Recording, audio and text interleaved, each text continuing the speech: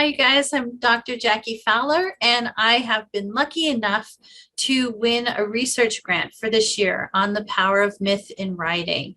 And in particular, I'm following Celtic writers. And so let me give you a little background. You may know that the British had a pretty heavy hand with the Irish.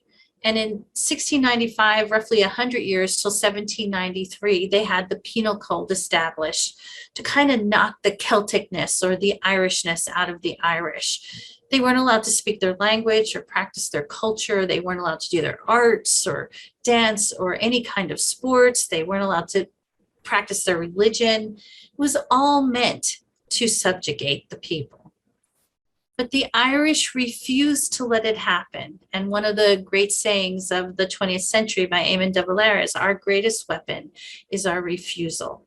And so hedgerow teachers traveled the countryside and literally under hedgerows taught students math and geometry and literature and poetry. And then the Shanachie, who were the storytellers in Ireland, made sure that the myth and the folklore were translated to students. And so in that 100-year of the Penal Code, the refusal to let their culture die and their literature die kept it alive.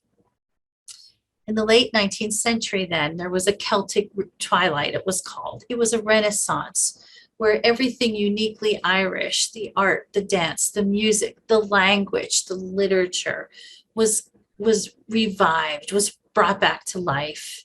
And one of the biggest proponents was William Butler Yates. But the interesting thing about Yates is that while he purposely wrote myth and storytelling and folklore into his poetry and his drama, even when he was not proposing to do that or purposely doing that, it seeped into his work. And many people believe it came because the Irish were so repressed during the Penal Code time that they learned to express their Irishness even in their words and their languages in order not to lose it completely. And that actually followed Celtic writers to America.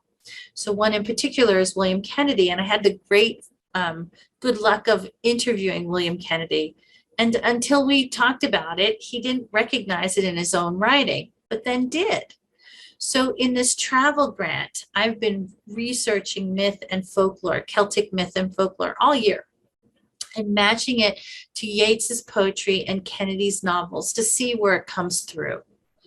And in August, the end of August through the middle of September, I'll be traveling to Ireland and Scotland to research the national folklore abstracts in both Ireland and Scotland and to interview the experts. And then Celtic myth is often a physical place. And so I'll be able to visit the myth and folklore sites in both Ireland and Scotland. And there's a lot of connection between the two places. And then when I return, I'll finish writing some research articles, and I've already begun a novel. And so I hope to share some of this with you in the future. And I want to thank everybody for this opportunity.